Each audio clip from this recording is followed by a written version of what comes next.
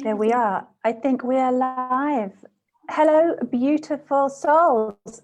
Hello, my gorgeous viewers. Welcome to this 17th of December, 4 days away from solstice, to the latest one in the series of the grand finale, Into the Light 2021, Self-Love Talks.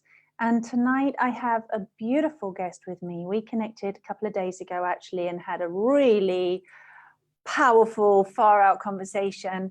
And we've connected again to come live with you guys tonight. And everyone, I want you to meet Lauren SARACIONE, or SARACIONE if you say it in American accent. I think yes, yes. And we've connected. Oh, hold on, I've got some feedback going on there. It's me. I'm sorry because I said hi, everyone. I'm sorry. I'm done. Okay. I'm done. I was talking to people in the group. No worries. Well, I'm just really happy to introduce you, Lauren. Lauren's been a fitness and health coach for like how many years? 20 years, a long time. And your big breakthrough, and you're going to share it with everybody, I'm sure, tonight, your big breakthrough from turning your pain and finding your divinity inside that pain and overcoming pain. You know a lot about emotional bodies, you know a lot about spiritual bodies, and we're just going to dive in. And also I wanted to bring to the viewers' attention, you have a website called Underground Ascension, and I was checking it out and it looks really, really cool. So I recommend everybody go find that. I'll put the link in a little bit. But Lauren, welcome to Self-Love Talks, my darling. Oh my gosh, thank you so much for having me. It's a total pleasure. Do you want to say anything else, a better introduction than I've done on what you do? Share with everybody. Well, wow. I mean, it sounds so crazy to hear somebody say it's been 20 years, like June of 2021 will be 20 years in fitness. And I have learned from like strength training hobbyists who taught me how to take care of joints to have a long career in, you know, lifting heavy weights. I learned Pilates from Ron Fletcher, who he learned it from Joe and Clara Pilates. And I started attracting a lot of people with pain in 2008 after I learned all these like things about the nervous system and joint mobility. And then I myself experienced a traumatic injury where my cervical disc, one of them slid up and under the one above it, but I didn't have any external trauma. It was all psychosomatic buildup. And that happened in 2017. And so since then, I'm like, you know, have been doing everything I can to learn how to metaphysically heal myself. And it's just completely opened me up into a whole new world of spirituality. And even this year, so much more, like I am fully awake and, you know, and in surrender into my divinity. And the Underground Ascension website is to help people look at where the pain, the psychosomatic emotional pain, how we can look for it by spotting how we sabotage ourselves with that negative emotional program, how we project it. And then also on a larger level, how like minds create our constructs, of which are falling apart right now from the Piscean age. So I wanted to make something fun that was like, it's heavy, but let's make a game out of it and call it Underground Ascension. Yeah. Make light work of heavy stuff. Yeah, totally. And thank you for saying that too, because I'm by nature more of like a heavy person and serious and well, when I think about certain things. So yeah, like I guess I made it a light working thing. Yeah. That's amazing. So, and I really want to tell all the viewers tonight that this, you know, you might recognize Lauren's story because, you know, you've come from health and fitness, having an awareness of self and self-care and self-love and being good to ourselves and being holistic or whatever, you know, being aware. And then you're awakening in the last few years to where you are now of this, you know, the much bigger picture, the metaphysical, the quantum, what's going on in the galactic right now, what's going on with Gaia and how all of that connects. And I feel like we're probably going to go down that road tonight. Obviously, we've got 4 days until the grand conjunction, Jupiter and Saturn, and there's a whole bunch of other things going on, 0 degrees Aquarius. It's a powerful, powerful time. And we're literally just 4 days away from that. And I would love us as well to go into talking about how you feel about that, what the energies are, how people can prepare, what it's got to do with healing their pain, if anything, and being able to move through into what people are calling fifth dimension or Christ consciousness or that ascension. And I also want us, Lauren, to kind of myth bust a little bit around what it means to ascend, what it means to, you know, connect with your angels and all that kind of stuff, and being in 5D. Yeah. It's a lot, right? You up for that? Oh yeah. Are you kidding me? Yeah.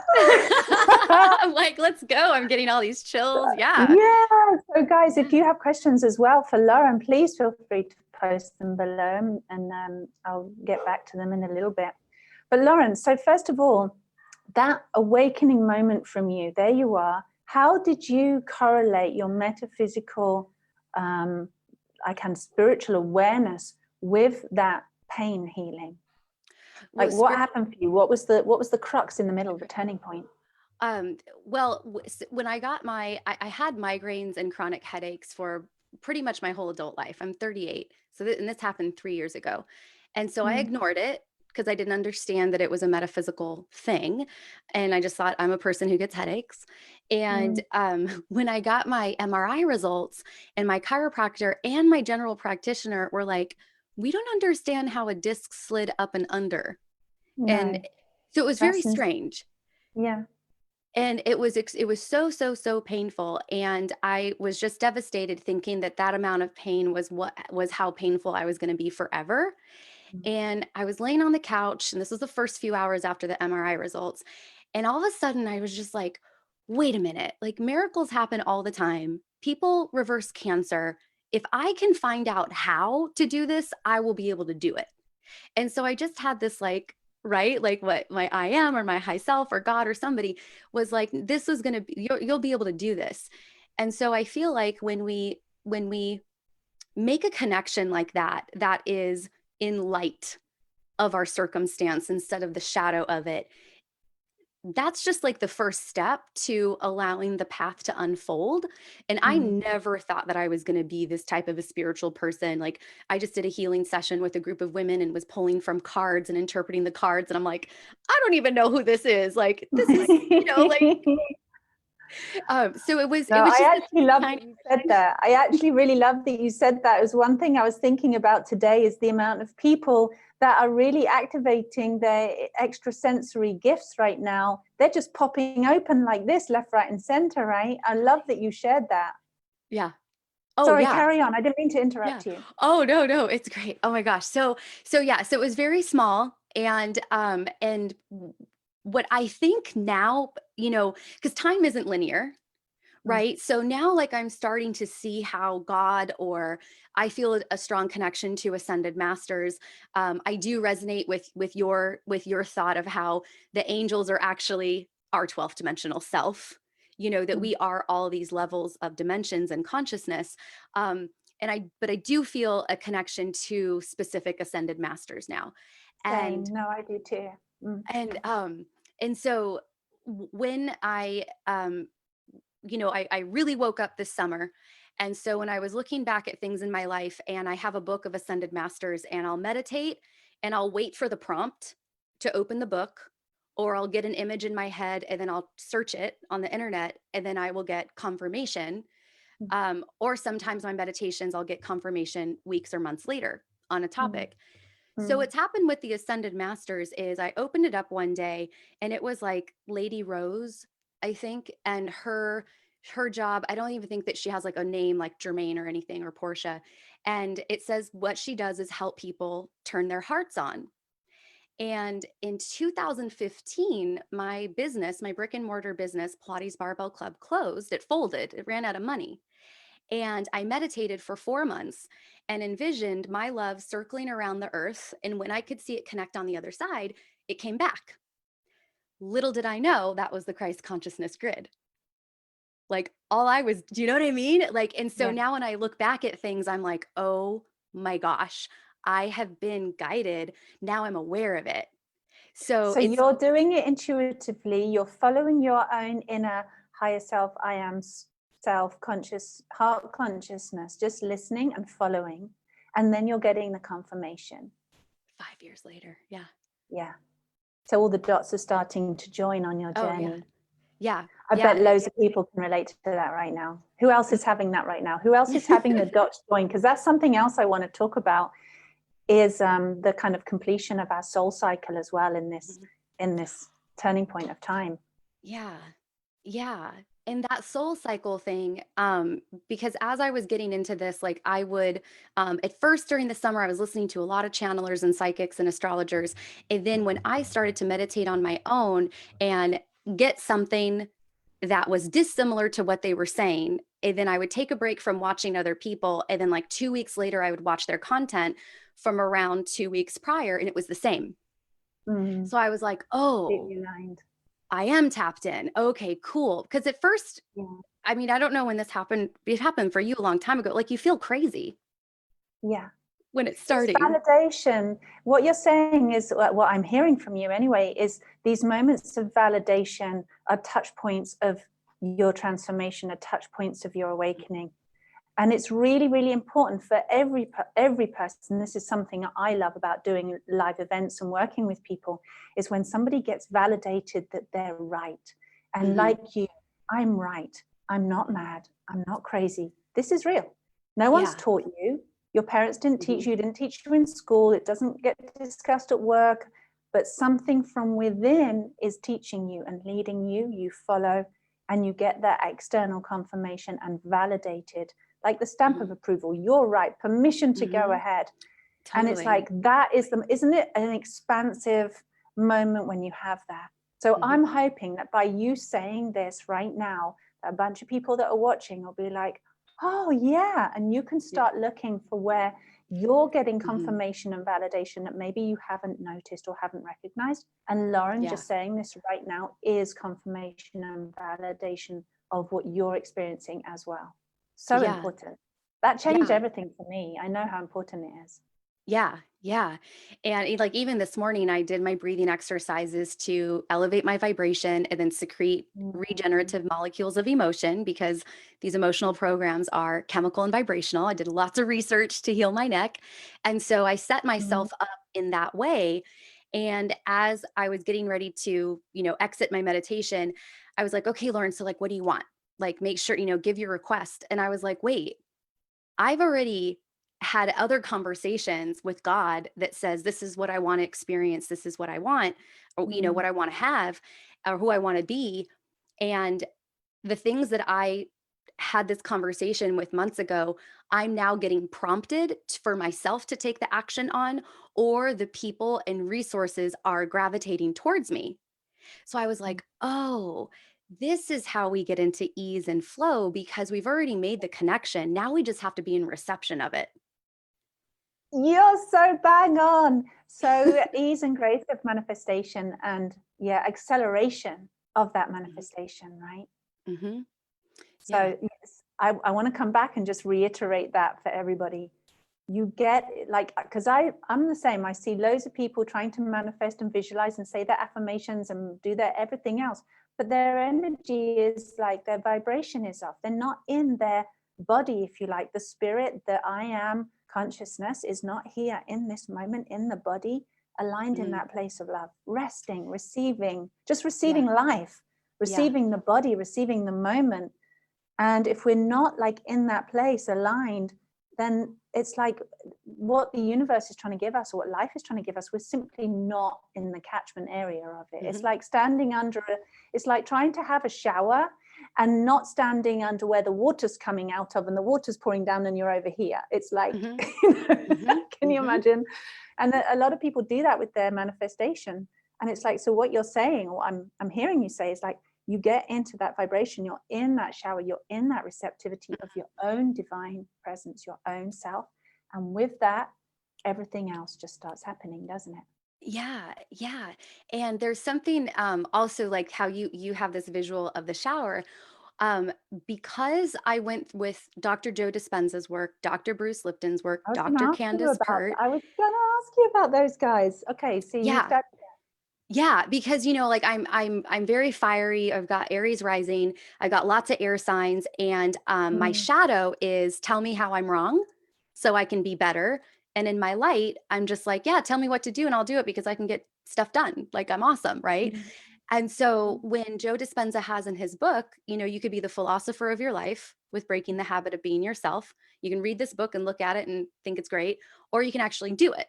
So of Yeah, course I'm like, no, I'm going to do it. I'm going to do it. And yeah. and so when I learned about the vibration, and then when I sunk my teeth into biology of belief, and then when I went to Candace Pert, who her doctorate was on figuring out that we must have a receptor for um, heroin. What's I always forget what heroin is on a chemical level. Um, Basically, her work was we have to have a receptor in our cell in order for the stimulus to impact us, which is why for some things work for some people and they don't for others. And so when I got down to that level, I started to really see things more in quantum of Yeah. here's all these vibrations of frequency of information, and the density of the vibration determines the particle form of the atom. Hmm. And so what I see, along your lines of like feeling like you're in the shower, I go back to the Bible ever so often, even though I have an issue with the Abrahamic religions because of Mother Gaia. Hmm. But I go back to that the word was spoken. Hmm. So I think about that, and I think about, well, if I'm the receptor of the experiences that I want to have in my life, I have to speak it, because that vibration sine wave has to exist in order for the frequency, what I ask for in my mind, to actually come into unison so that I could experience the particles. Absolutely And right. Mm. somehow, like particles and waves for me is highly spiritual. Mm. Like, I know it Yeah, doesn't sound like it, but like that's how I see it. So I'm like, I have to speak it, and now I have to allow the law of attraction to do it. absolutely. Well, I guess it's that time, isn't it? Unity consciousness, where there used to be science on one fence and the spiritual seers and mystics Good on the one. other, and now it's exactly the same. Like we've Yeah. completely converged, and we're all agreeing. Well, with those with Yeah. awareness of going, actually, that quantum field is what we call spiritual. We've just got Mhm. different names for the same thing. And Yeah. yeah, absolutely. And everything being in energy and everything having its own vibration of density, i.e., high vibration is low density, heavy vibration or low vibration is like solid matter. And here we are spanning the whole range. Yeah. We have a dense body in this third dimension. We have a fourth dimension or a fifth dimension or sixth dimension, seven, eight. We have all of these ranges of Mhm. frequency that we are, Mhm. right? Mhm. And so then it's like, I use the metaphor exactly what you're saying. It's like the Velcro effect. You know that stuff Velcro that Oh you have on yeah. your shoes or your, whatever, your cushions or whatever. And on one side, there's tons of tiny little hooks. And on the other side, there's little loops. Mhm. And Mhm. so you can't, if somebody's got a hook or something, or like you said, you want to connect, manifest, have something in your life, you have to have the loop for it to hook into. You have to Yes. have the receptor for that wave, for that vibrational match. And Exactly. it's the same when we flip that and go from, manifestation and attracting that which we want, or even bringing into consciousness that which is, but it's invisible to us. We have to have the receptor. We have to have that openness, Yeah. that at least that desire to know, that Yeah. tell me how.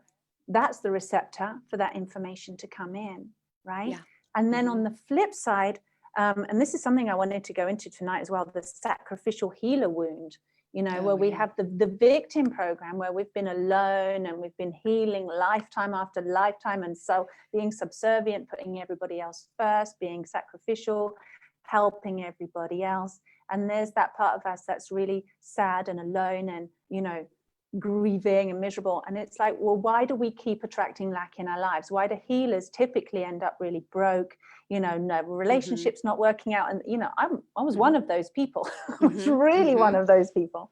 Mhm. And on the flip side, it's the other side. It's like you have to, that's the receptor, is I'm holding on to that sacrificial poor healer me that never gets what I want. I help everybody else and I'm alone and, going to carry the weight of the world and this responsibility to save the planet Yeah. lifetime after lifetime. That's an actual thing that many, many, let's say, starseeds or light workers or Mhm. aware, beautiful, conscious people now are carrying that wound. And Mhm. it's just like the loop in the Velcro, and you keep attracting those experiences of lack, of pain, of Mhm. suffering, of more responsibility. And it just, it can work both ways, that vibrational matching. Yeah. Yeah. And you're just like, everything's like, say this now. So so the thing that I how I see why we end up being wounded healer lifetime after lifetime is because we are in the shadow information of who God is. And I know my interpretation is going to keep expanding the higher I raise my vibration.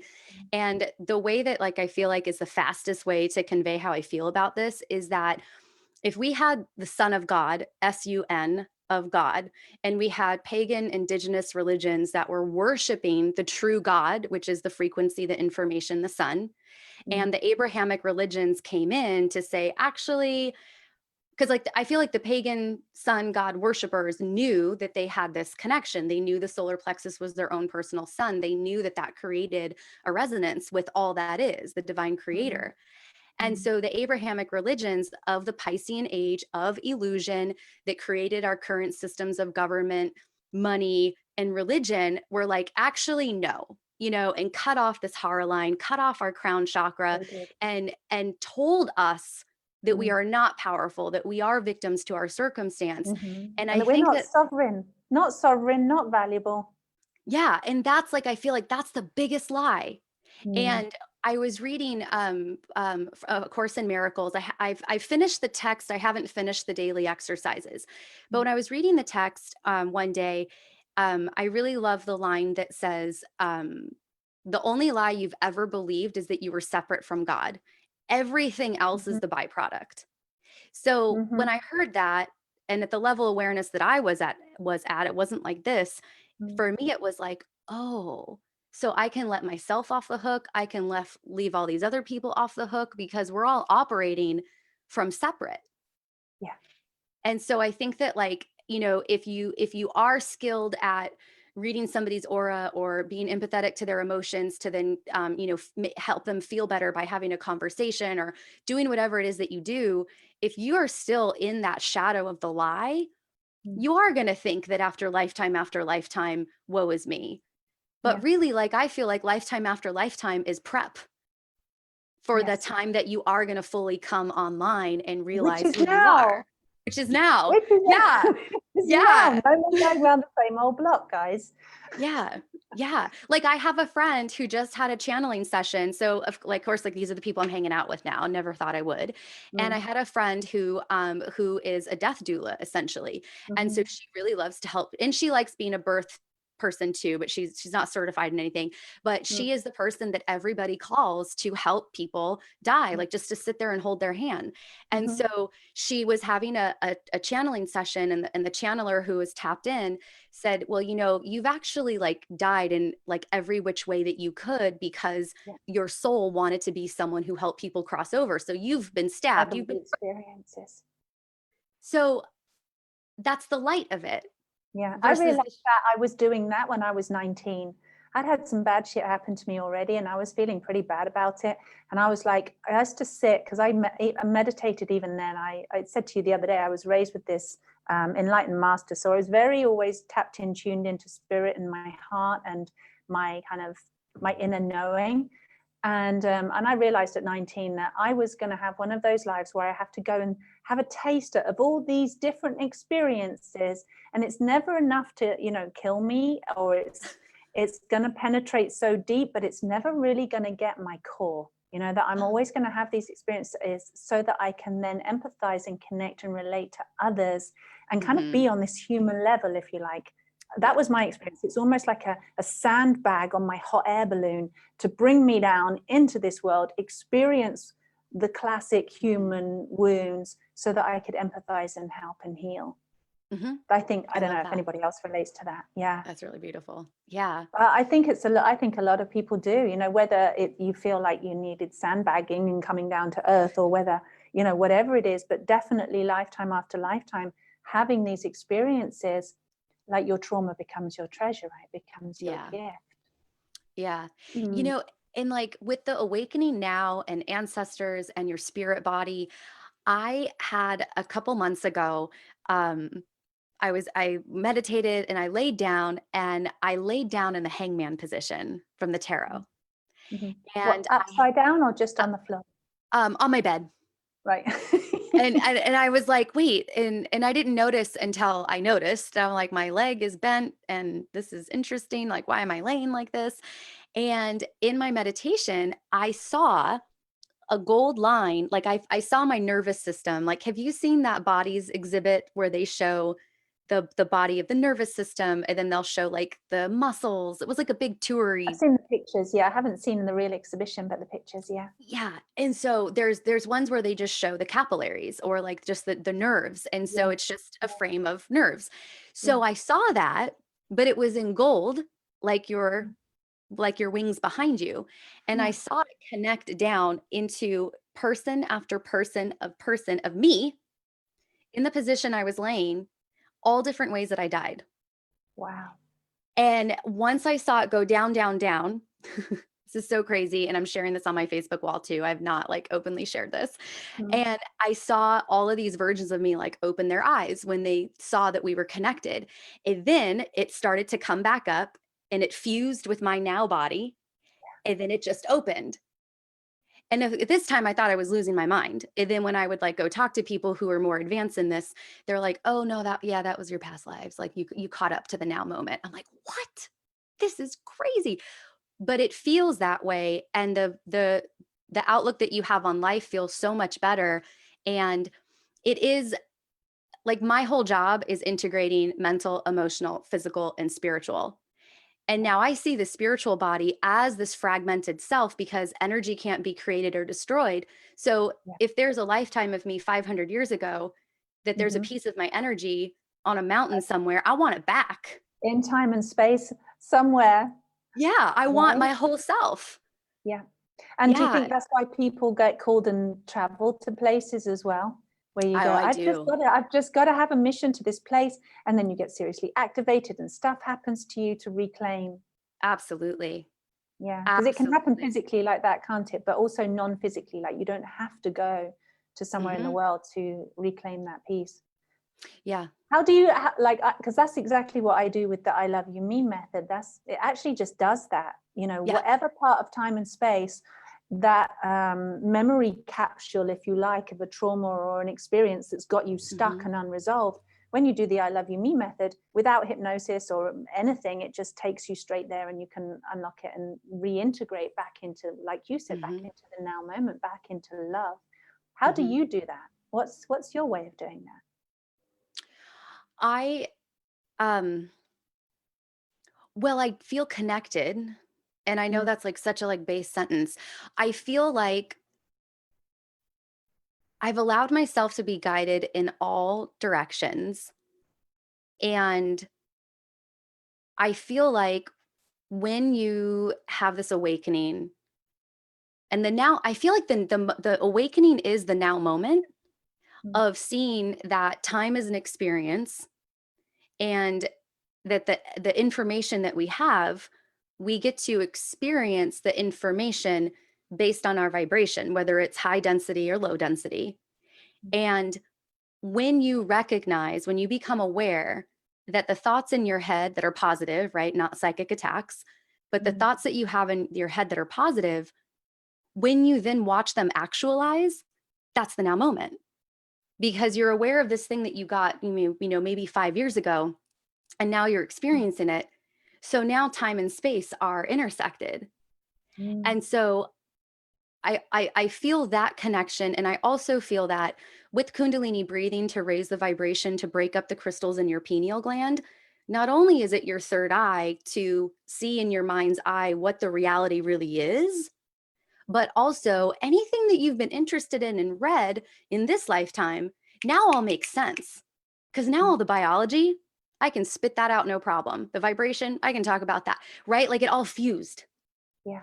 And I think it like for me now, it's just watching and like reminding myself constantly when I get afraid or I feel like a lunatic that like, no, like you have evidence that you're guided. So it's the awareness, I guess, like constantly checking like this thing that I'm experiencing, was I told about it before? Oh, I was. Cool. I'm connected. Mm. Does So that does, kind of answer? yeah, I actually loved how you said that. I almost want to rewind it and like replay it again so everyone can hear it again. That was really brilliant, the way that you said that. I almost feel like you're describing how we actualize all our time, space, soul experiences and actually embody in this moment. And I would call that like a soul cycle completion, or, you know, completing loops, retrieving those soul fragments. So many different terminologies we could use on that, but like embodiment, self-actualization. So it's not just a thought or awareness that's up here that came to us somehow through the collective, and then we recognize it and we start to relate to it. You've said so many cool things. I want to come back to the pineal. I want to come back to the word. But then it's like, and somebody was talking about this the other day, actually, on another talk I was doing, about actually coming in to the body. Oh, it was you, that conversation we had. It was you.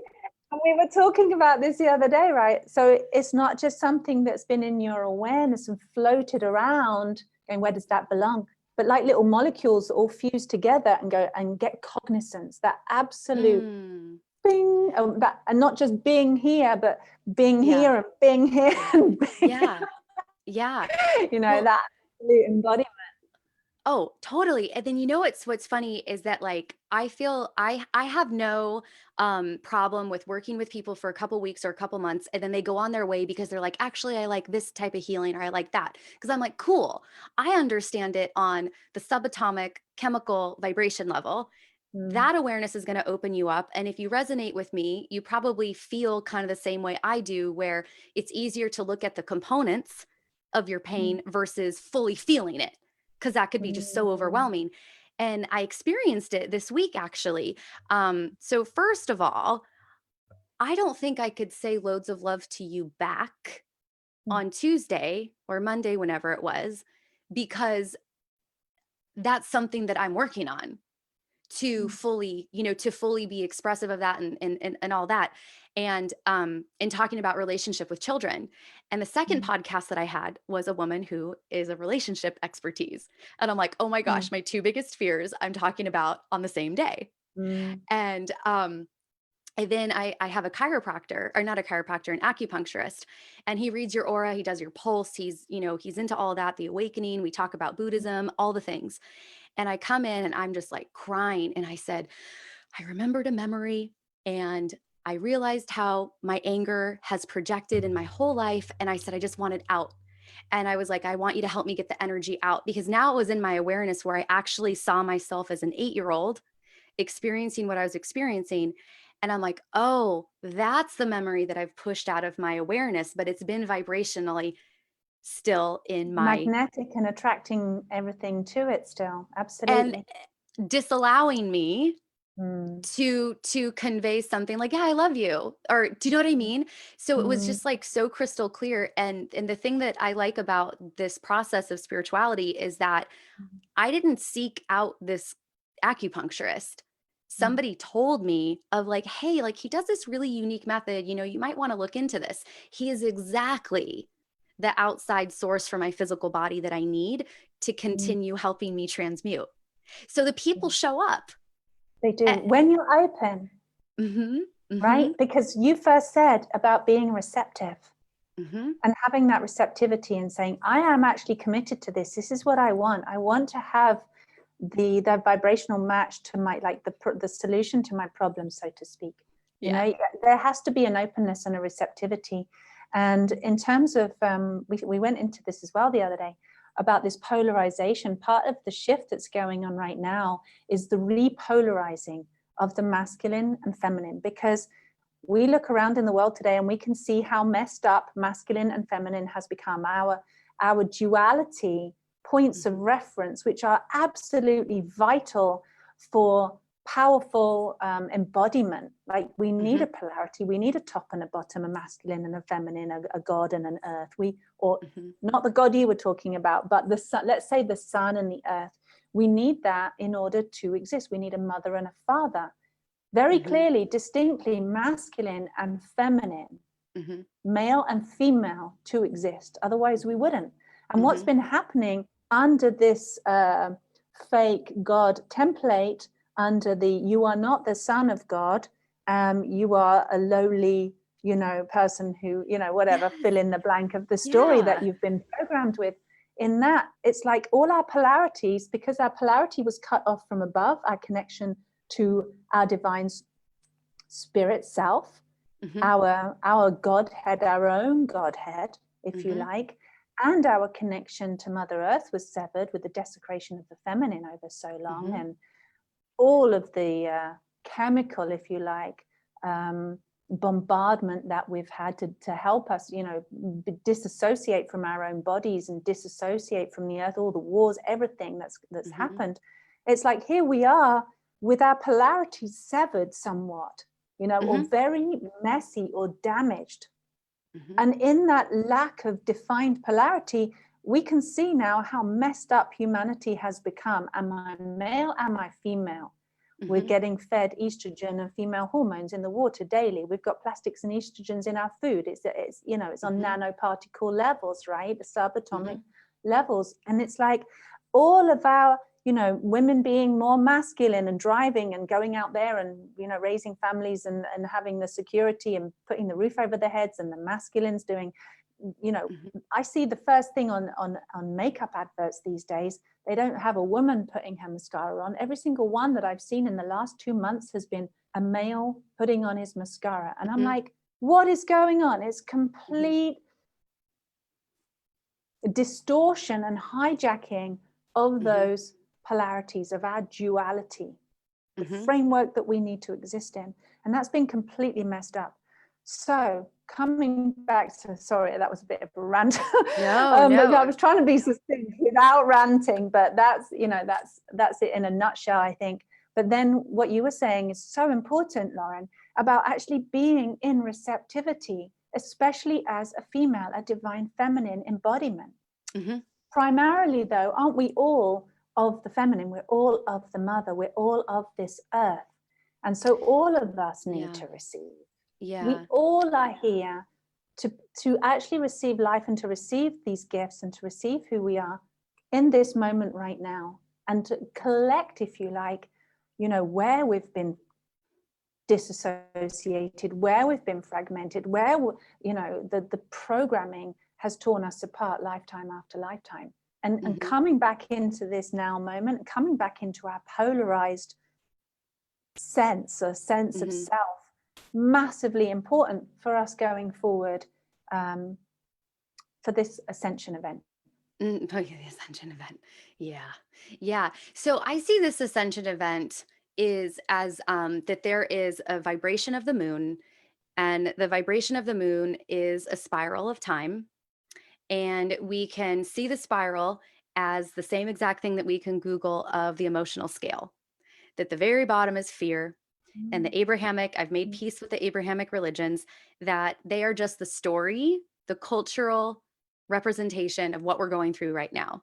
And the Hindus had it, everybody had it, but we'll go with the three because that's just where I've been gravitated towards, because all three are actually my bloodline. So I've done my ancestral work with the Abrahamic religions, which I was blown away when I figured that out. That's what it was. So if fear is the bottom, hell, density, and enlightenment, love, joy, And appreciation, pain, kindness, care. suffering, Yep, up flipping. there. Yes. Yes. Flagellation, self-flagellation. Yes. Yes. And we do it to ourselves all the time. Yeah. And so if I see this as a spiral, as the emotional scale going down, getting more and more narrow, and then I see the sun of shining a light ray, which is also the 12th ray, the 12 disciples, the 12 ascended, the 12 rays of the sun on the ascended master's realm, that 12th dimension is the perfect union of the female and male godhead. And then the sun ray, that's the 11th, is just a little bit towards there. And then the 10th, a little bit further, the 9th, the 8th, the 7th, right? So where the sun ray of the sun is hitting the vibration of the moon is where we are in the hologram of Earth, because it has to have the information and the vibration to create the hologram. And we're holograms too, because we're mostly not here. Energetically, it's 0.00001%. is how much matter we actually are. So we're really not here. We are a hologram of our Yeah. mind's Yeah. image. Yeah. So I see this ascension time, and I don't know how real this is, but I see this ascension time that we are like where the sun is what's moving for me. And so as the sun is as I don't know if like the vibration is moving up or like what's moving up, but we're getting into where that fifth sun ray is. And once we're in that fifth sun ray, then it opens up everything. And that's where we get into the unity consciousness and the Christ consciousness, which for us on the micro level is when we transmute our root fear that's held in our base chakra, our Mhm. sexuality, creative trauma in our sacral chakra, Mhm. reconnecting our self-esteem to knowing that we have a direct connection to God that the Abrahamic religions took away. When we Mhm. transmute those first three chakras, similar to what we're transmuting in the third dimension, we transmute in our Mhm. heart here, our fourth Mhm. chakra. Mhm. The light ray is the purity ray of burning off all of our shadows to then get into the fifth. Mhm. And then for us, on the physical body, it's now expressing, right? Speaking the word into existence, Mhm. creating our reality the same way the sun and the moon have been creating the earth. That's So, fascinating. That's amazing. yeah, and I don't know where that came from, like why I have that. Maybe I'll figure out a couple more past lives and be like, oh, because of that. But that's just how I see it, and it makes sense to me. And then like I said, like I'll get weird confirmation from people of where they're like, oh, well, if you do this, then this happens. And I'm like, oh my gosh, I got that 2 months ago. Are you serious? Yeah, yeah. You know Hmm. what? Can I quickly come back to that? Because this whole what's fourth dimension, what's fifth dimension, etc. Hmm.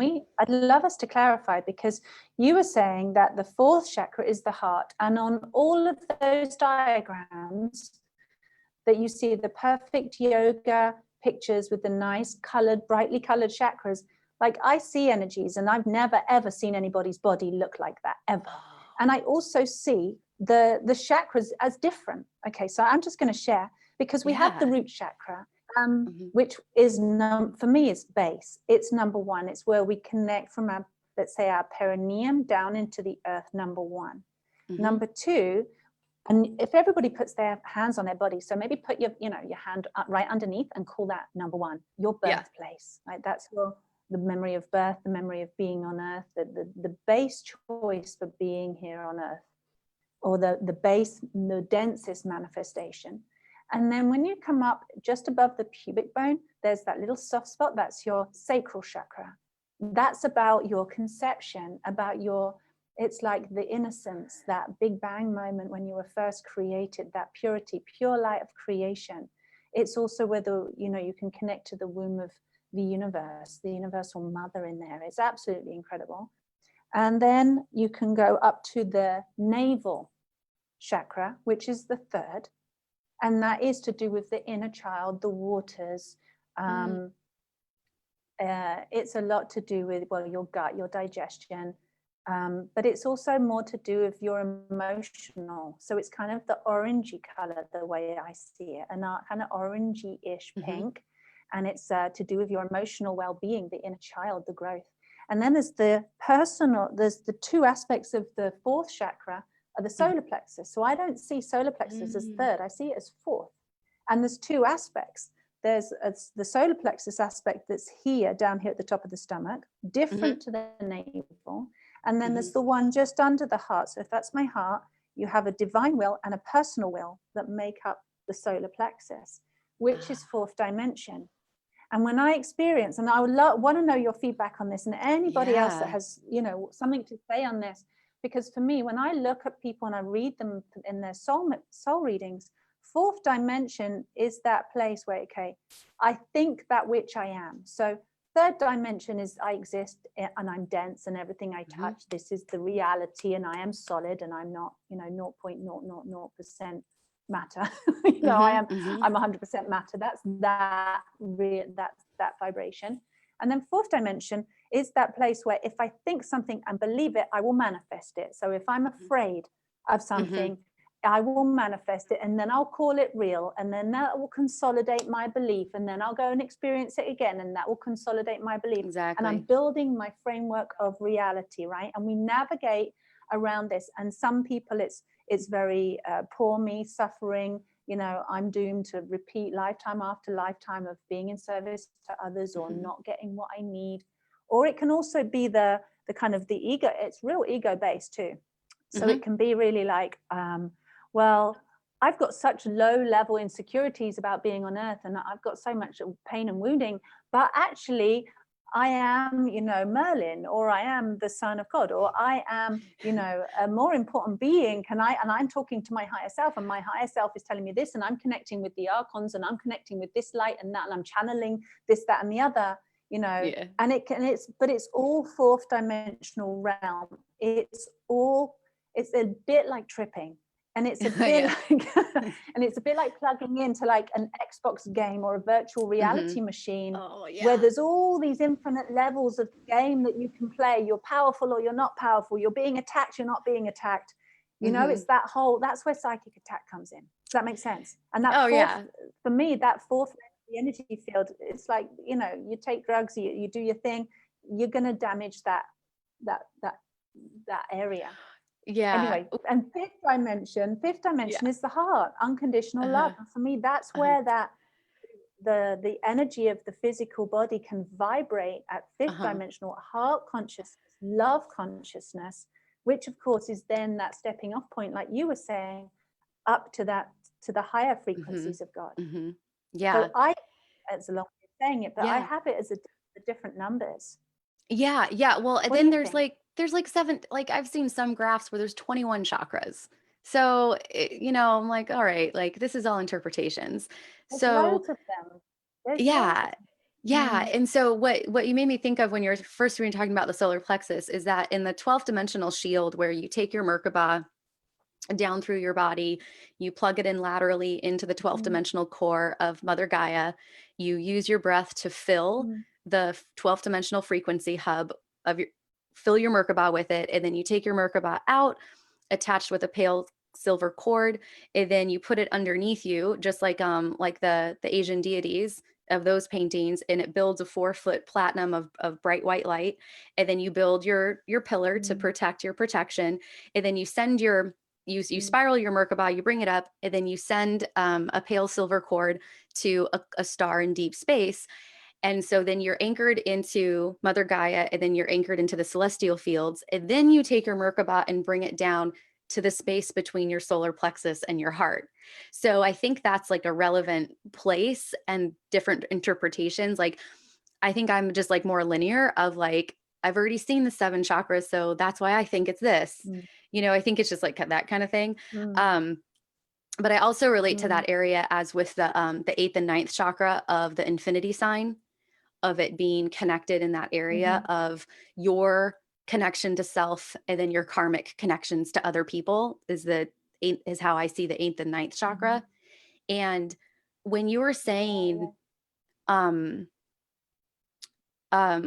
first of all, the Big Bang and eternity and the end of time, I think that for me, when I look at the image of the Big Bang, because you did mention the Big Bang in your sacral of when you are banged into reality. No, I didn't mean it like that, but I mean like your cells all of a sudden. That is not what I meant. I was seeing it as like a shooting star into someone's belly as the bang. So, oh my God. So like if you Google the Big Bang, and then also in Stephen Hawking's book, there's like the bang, and then it's a big oblong reverberation of it, and then there's planets in it. So when I look at that, and I'm like, okay, so if everything is now, and the awakening process in my eyes is recognizing now what the now moment is, that there is no space and time when you're fully connected of mind and vibration, then is that Big Bang is the now moment when everybody realized their God, and God said, let there be light. And so people awaken at different times in that vibration of where it expanded.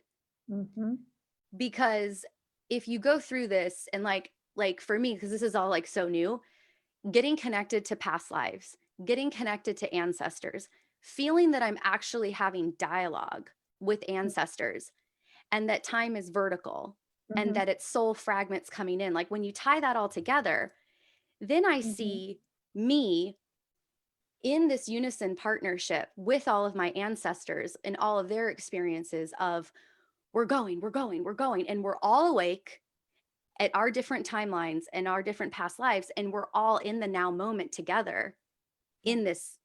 So it's just right, like it contracts and expands with the like the way you think about it or you experience it. Absolutely. Oh my goodness. There is every time you say something, there's so much packed into it. It's almost like you could just pause it there and have a whole conversation and unpack each tiny little piece. That's brilliant. Yeah, No, it totally is. Yeah, because everything, well, from a scientific point of view, everything happens in waves and pulses and mm-hmm. hold on, I lose my language when I start trying to be scientific. Right, yeah, totally. I go, hold on, am I saying this right? But it does. It's like you have that reverberation moment, just like the ripples on the pond. And Mm-hmm. so we are, it's like, where in that ripple are we experiencing? And like you said, bringing it back to now. And you're so many things. So the ancestors thing, Mm-hmm. again, I'll completely qualify that as a soul reader. I can look at people's ancestral lineages going back, back, back, back, back, back.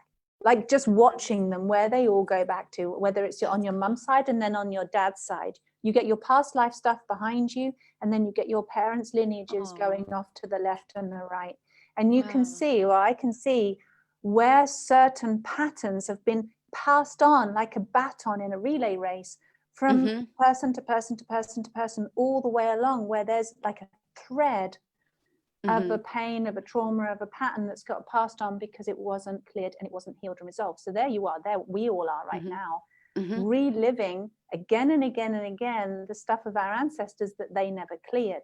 And it Mm-hmm. gets to a culmination point where you're so full up of so many unhealed, unresolved patterns, problems, traumas, misconceptions, the original wound of belief that we're separation from God, all the religious Mm-hmm. programming, everything else, all the Mm-hmm. illnesses, all the DNA mutilations, all the stuff that can, and it all piles up into our bodies right now. Mm-hmm. It's like Mm-hmm. it's like getting as far away from our pristine origins as we possibly could, the most toxic, the most heavily laden with unresolved heavy shit trauma. Mm-hmm. And we get to that point and it's a bit of a grinding halt Mm-hmm. process. It's like, oh, hold on, we Mm-hmm. can't move forward until we clear this. So everything has Yeah. to catch up into this, what you're calling now Yeah. moment, right? We have to catch everything up. We have to close the loops with all of our ancestral unresolved stuff. Yeah. And I just want to validate people who are feeling this. It's not, a lot of people think, oh my God, I'm so messed up. No, Mm-mm. you're a vessel for so many other of your ancestors' mess ups, so to Mm-hmm. speak, you know. Yeah. And it needs to be cleared now in this lifetime for Yeah. us to then come back to that pristine place. Yeah. Do we have time for me to share with you some of my ancestral stuff in like 5 minutes? I can share it. Oh, Totally. okay. Yeah. I'm not So in a my hurry to go anywhere. Oh, okay, amazing. Yeah, and because I would love to hear, what resonates with you and, what you, interpret and stuff with your gift. So my Mm. dad's dad started playing the song to my favorite toy. So it's over here, like I've a couple altars. And so I was in meditation and all of a sudden it just started playing in my head. And this toy's broken, it's corroded. And when my grandfather passed, my other cousins put this toy in the coffin. We all put stuff in the coffin. And my dad saw it and he knew that was my favorite toy. So he took it out. And like my grandpa was so fun loving, like he was buried with like a silly thing on his head that was like an arrow shooting through. Like he was a big jokester. And so when my dad pulled out that toy, I was so happy and I would like listen to it all the time. And so this year it started playing in my head. And I'm like, no, are you serious right now? And I was like, Grandpa? And he's like, yeah. And I'm like, what? And it's not that I heard him. It was like I could see his physical body and I felt him. Like I felt all tingly, just felt his presence. And then when I realized it, I was like, this is crazy. And I like go to the shower and like I'm standing in my bed in my room, in my bathroom, and I'm naked. And I'm like, this is weird. If I feel like I'm in his presence, I'm naked right now. This is really weird. And I just like lost it and just was sobbing like this in my head. And I felt him hug me. And I'm like, okay, well, I'm going to go with this. And so I had multiple conversations with him, and he had an upbringing where he was put in an orphanage because they didn't have enough money to take care of him. And so as we were talking, he showed me how my empathetic nature took all of the emotions from everybody. Like he showed them to me of like how it worked vibrationally. And then I Hmm. said, okay, so am I the vessel who signed up to transmute all of our traumas? And he was like, yeah. Yeah. I was like, okay. So I reach out to my dad, Yeah. right? And I'm like crying to my dad. My dad and I have a very turbulent relationship. And I'm like, I need to talk to you. So we get on the phone and I'm crying and I'm telling him this. My dad cried. My dad like never cries. And so he shared with me some stuff. And he's like, well, your uncle put together all of our family history. I'll send it to you. So I got all these like pages and pages of PDFs. Now, mind you, I had the psychosomatic injury of my neck, but when I'm reading through my stuff, I had one ancestor that hung herself in the 50s when her husband died. And Hmm. one of the things that terrifies me the most about a relationship is the guy's going to leave. He's either going to Hmm. leave me intentionally or he's going to die. And what will I be Hmm. left with? And I'm like, Hmm. oh, okay, that's interesting. So I'm working through that. That also And could have been you, because timelines cross over between your past lifetime and your ancestors. So that actually, may have been me. that may have been you. Well, I did have Or, somebody, or what? no, no, Oh, I was, oh, I was just opening yeah. for what you were going to say next, or Oh, something yeah, else. yeah. So then the next one is that I have this one female ancestor who survived World War I and World War II.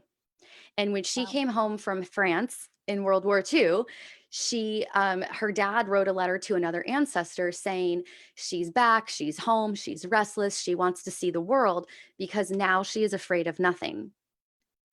And I was Mhm. like, oh, like I want to embody her, right? Wow. Yeah. And so I Yeah. have a friend, my friend who trans channels, she's like, hey, so like now that you're learning how to open up your Hara line, I will give you confirmation. You can share with me what you get, and then we'll see if it's nefarious, if it was like Mhm. a dark thing that came in.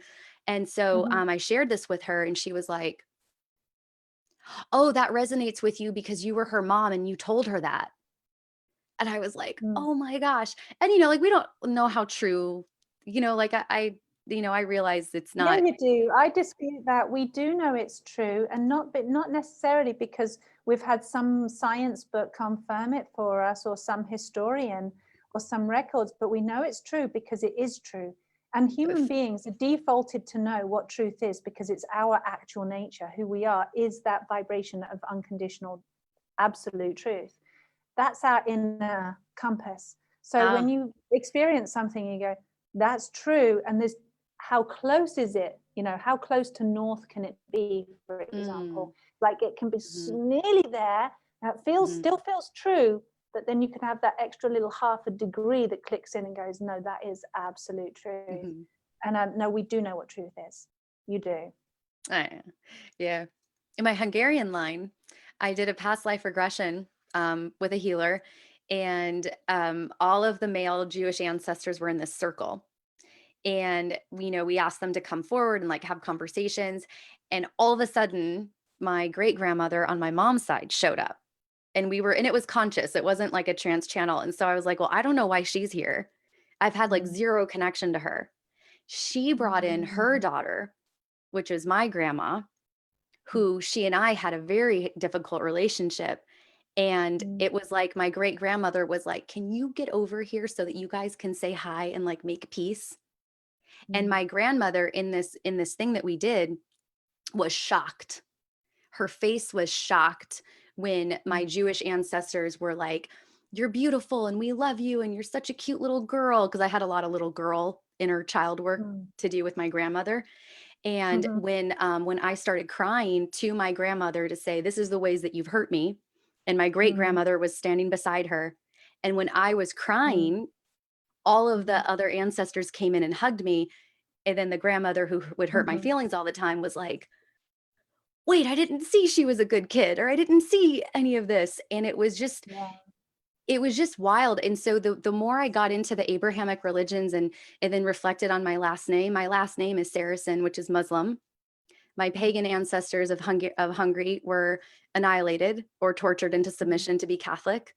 And then of course the Wow. Jewish ancestors. So I'm like, oh my gosh, I just got obsessive about the religions because I was angry about Mhm. this about the purposeful disconnection that we were forced into. But little did Yeah. I know that it was going to bring in my ancestral work to bring my line forward.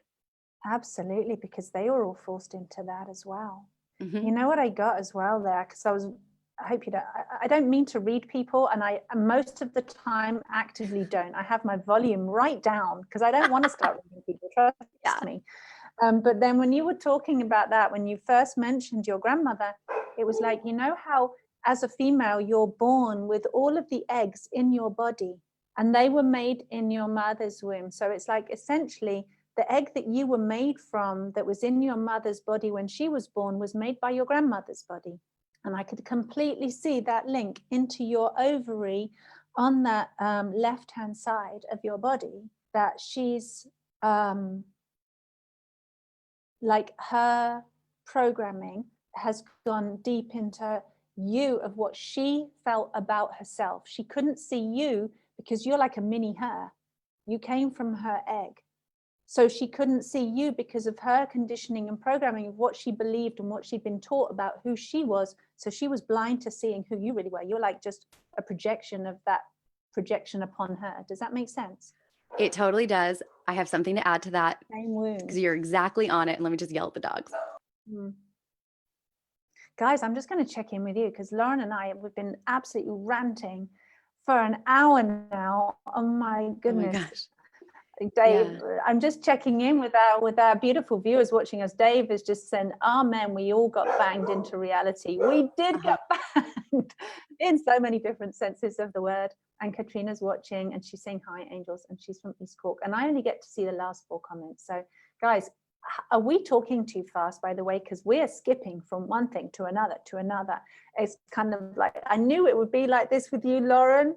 I knew it would just be deep and intense and like getting all these different subjects. So let me know, Yes. everyone, if you're following us, if you can relate to anything that we're saying, obviously, because Oh my I God. want you, I want No, you it's to be so able. funny. I have confirmation about what you said about the eggs, but let me just tell you, my 2 familiars, we also call them the originals, our 2 older dogs. They are up here because the 2 other ones that are out of control barking. So they are separating themselves to be, oh, now that one went off. Oh, Um, you we know, start getting really excited. They're going to get really excited and start going ballistic. So yeah. we have to calm down again. So, yes. So what, can you hear them? Is it bad? Yeah, Oh, it's not that bad. We love dogs on this? I mean, I think we all love dogs. It's okay. We understand. I've tried putting them in the garage for recordings and they just lose it. They get so No, of freaked out. course, they'd hate that. They would hate that. So it's so funny because like a couple years ago I started doing some inner work about around the relationship with my grandmother because she was really mean, and when she passed, I didn't go to the funeral. And everybody knew Mm, that I wasn't going to go in my family, and some of the people on her brother's side came to my mm, mom and were like, "Hey, like where's Lauren?" And my mom was like, "Well, you know how she is, right?" And they're like, "Yeah." And they're like, "Well, Lauren was really affected by it. So Lauren's not here." And they were like, "Got it." It was like enough said, like everybody knew the mm, personality. So and I've talked about the egg being in, right? Like I've said that stuff. And with her, her mother got pregnant when she was like 50. And the doctor told her, "Oh, you must have 50, a tumor." Hmm. 55. Oh my Yeah, goodness. way back then. Mm, And and then when unheard of. she yeah, and then when she came back for a checkup, she's like, "This tumor moves." And the doctor was like, "Yeah, if I had told you it was a baby, you would have wanted an abortion." So Oh they my didn't goodness. want. Their Mhm. right of choice. Yeah, when my grandmother was a teenager, her sister's boyfriends would say, oh, you were the one they wanted to flush. And so she would ask her mom, like, what do they mean by that? And she's like, oh, well, you were surprised I would have gotten an Mm, abortion. So I see, and I know the disowning that my great grandmother went through when she was a kid. So I recognize that mm, stuff. Um, but it's still mm, vibrationally, energetically something that like I'm working through right now, but I see it more clearly than I ever have. absolutely. And Mhm. that's why I love this forgiveness, like asking one yourself, me, can you forgive this from me? Who would I be? Can I give myself that self-love and permission to exist without this pattern? Mhm. Or have I got so accustomed to it because it's so deeply ingrained in my DNA and in my cellular memory and in my Mhm. psyche and everywhere? It's who I am. It's that foundation of family. It's who I am. And who am I without that? And that's that choice point, right? Isn't it? And that self-forgiveness, and then forgiving and releasing our ancestors, our grandmothers, our grandparents, and beyond, for all the stuff that they never had the awareness or had the tools that we have now to heal and process and move through. And Oh so yeah. we get dumped with it. But the thing is, we didn't get dumped, right? Like you said, we chose. And hands up who feels like this. I feel like it's every single one of you in this of my viewers. We chose. We went on some level. We went. I have enough empathy, compassion, and love, and enough brightness and strength in my spirit and strength in my heart to go down into these lower densities and help unclog the Mother Earth frequency, help unclog humanity, because it became a backlog. It's like, you know, a bottleneck when there's so many souls coming in and not enough clearing and moving through, became this like bottle jam or like traffic jam of souls. And everything was just getting more and more stuck. Everyone was getting more and more dense, more and more heavy. And it's like we weren't able to move forward. And of course, in that stuck, heavy, deeply victimized, low vibrational state, Mother Earth, Gaia, is vulnerable. She has been vulnerable. Look at what human beings have been doing to her for the last 100 years.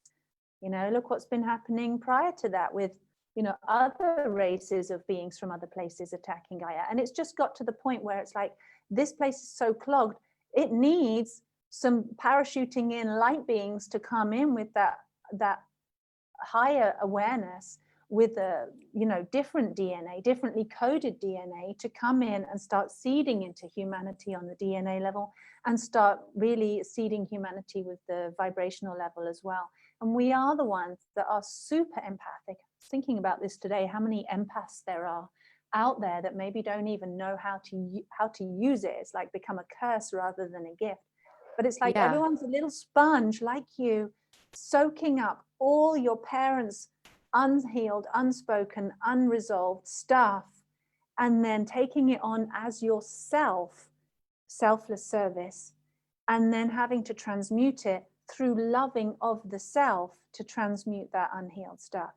It's powerful stuff. And this is what everyone is doing right now. And some of us have been doing it for a long time or whatever. I just want to say a big thank you to all of you, and give yourselves a lovely pat on the back and a squeeze, and well done me. Rub your heart, well done me, because we did choose to come in here, and it has been heavy stuff. But the thing is, we've done a really good job of unclogging. We've done a really good job of unclogging, because now Totally. Gaia can return from that clogged up, as far away from her natural frequency as she could Mhm. be, in a Mhm. way, Yep. as heavy and dense as she could ever be, as unconscious and laden in pain and suffering as she could ever be, just like Mhm. us. Mhm. And now she's been getting all this healing, all this release. Her energies are allowed to move. She's flowing. And then Mhm. she can move up into those higher vibrations as she was born to be, like literally like us, that return to innocence, that Yeah. return to our innocent, pure, unconditional love vibration. Yeah. Yeah. And I mean all of that, and we had talked about touching on Christ consciousness Mm, earlier, and everything that you're saying completely resonates with this train of thought that I have, is that I finally understood light codes from the sun, when I Mm, saw a picture from an astrologer that she took it in her car and she said, I'm picking up the light codes. And so in the picture, you could see sacred geometry from the sun really? coming through In the a window. photograph? Yeah, in a photograph. And so I was like, oh, these are the codes. Like it is literally codes of sacred It's geometry. real. Oh, It's yeah. real. Yeah. And so and then I'm not sure when it happened, but I have this book. This is wild. I don't know if you know about this yet. I have this book that is channeled with Jesus and Katumi called the Corona Class Lessons. Have you heard of it? Never. No, everybody write that down. Yes. Corona with a C, Yes. Oh, let me get it. as in crown. Corona class lesson. So My God, I here can it feel the is. energy of that book right now. I can't wait to read it. Oh, girl, I bought this over the summer because I was like, oh, it's like $10. I'll buy it, whatever. It's been on my shelf. So, like 2 weeks ago, all of a sudden I get this hit and I'm like, oh, go get the book. So I grabbed the book and I'm like, Corona. And that's why I bought it because I was like, why is it called Corona? And there's Mm, Jesus and Katumi. I don't get this, right? And so I'm reading it, and the Corona is the halo of the sun, is like the film, like you can Google it. yeah, And if we're going into Ascension, and yeah. as to your point of that, this is a video game simulation, which my mom hates that I use that because she's like, people are dying, people are suffering. I was like, yes, but on a quantum level, it's all a simulation and we don't know where it comes from. Yeah. Quantum physicists say this all the time that this is a simulation. We've been here So, for millions of years. We just show up in different forms to have another go. yeah. Yeah. And so when I was like, okay, so if we have this opportunity, like to your point when you said like you have an experience, for me it's like you have an experience, you either stay victim and shadow or you go into the light and you experience the wisdom, you go up a level. You go up a level. So it's literally levels. And for me the Yeah. top level is the crown chakra, recognizing your God, crowning your self love, self hyphen love, Mhm, and mhm, that's the Christ consciousness of recognizing that you are the union of the female and male godhead, and that mhm, Christ means anointed, and mhm, anointed means in service to God. So if you're in mhm, service to understanding that you are God, mhm, you're the mhm. creator of your reality. Of course you are. So And it's the divine masculine and feminine symbol of this. which I got tattooed on my arm last week, which is Hmm. in 3 dimension, 4 dimension, it's the Merkaba, and in flat dimension, it's Mhm. the Star of David, but what got distorted by the religion. Yeah, like it's all Mhm. there, right? And so Mhm. when I was like looking at this with the Corona class lessons and what they're talking about with the sun, I was like, so I believe that there were, okay, like aside from like the galactic warfares and Holocaust war on this planet and a prison planet, aside from that, if there were nefarious beings, nefarious energy that was like, well, we know that the ascension game for this planet is crowning self-love, recognizing you are the Christ, Yeah. and they are fourth dimensional, Mhm. like they were on their way, they recognized it, right? Like they woke up, they recognized they are God. So Mhm. they intercepted the fourth dimension of mind to then create the religions to make us believe if we're bad we go to hell or we're good we go to heaven, but Mhm. really where our soul goes is just to the fourth dimension and gets cycled Mhm. back in from their karma trap. So Mhm. I'm like, well, if this is called coronavirus and if this was prophesized and predestined that we were going to ascend and have Mhm. eternity, Mhm. then of course, in my opinion, the nefarious coronavirus is Mhm. to prevent this. The Because total when, hijack of right? Christ consciousness and Yeah. ascension. Absolutely, it is. So, and I know that, but that might sound, I mean, I'm sharing this on my front wall. Like there's, I don't know, I don't think I have a lot of spiritual people on my main feed. So if they're watching this, they're probably like, Lauren, it's crazy. But for all of us, we're like, of course, it makes perfect sense that this is the name. Everything And starts joining up, and you go, of course, right? Every yeah, other little piece is another validation, is another validation. And it's like, how much validation do human beings need? How many other truths from other people do you need to hear before you validate your own truth? And mhm, I would just encourage anybody that's just going, what are they talking about? I think most of my viewers will be like, no, we get this.